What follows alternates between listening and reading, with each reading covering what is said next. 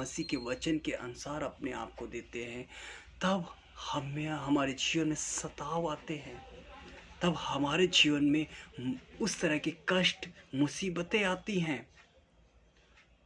और आगे लिखा, और सताए और झूठ बोल बोलकर तुम्हारे विरोध में सब प्रकार की बुरी बात कहें।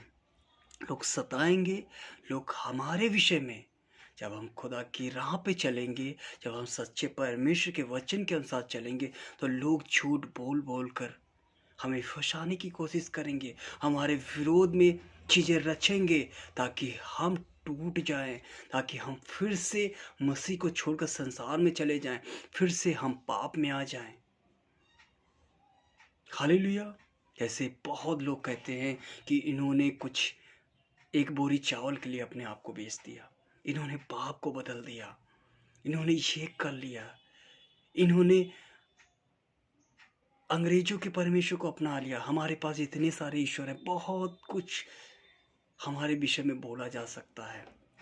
कई बार हमें बोला जा सकता है कि ये धर्म परिवर्तन कर रहे हैं, कई बार बोला जा रहा है पैसा देकर ये सब कर रहे हैं। हमारे विषय में झूठी झूठी बातें रची जाती हैं।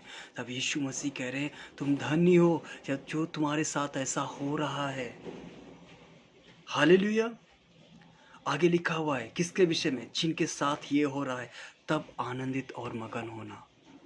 यीशु मसीह कह रहे तब तुम आनंदित और मगन होना। तुम्हारे पास सब कुछ हो, कोई मुसीबत नहीं, कोई दिक्कत नहीं, तुम आराम से जी रहे हो, आराम से अपना जीवन बिता रहे हो। नहीं, ये उनके लिए है, ये आनंद उनके लिए है।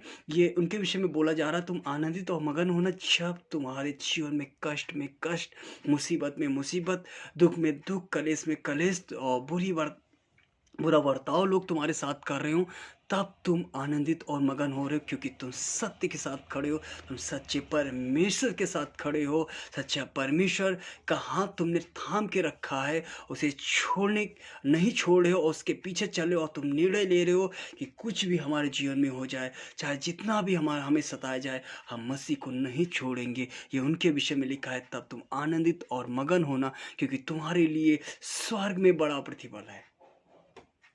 कि उनके लिए नहीं जो आराम से जी रहे हैं, चर्च जा रहे हैं, फिर अपना जीवन जी रहे हैं। जो गलत में कोई गलत भी बोलता है, हाँ हाँ हाँ सही है, या कुछ भी हर एक कामों में शामिल हो जा रहे हैं।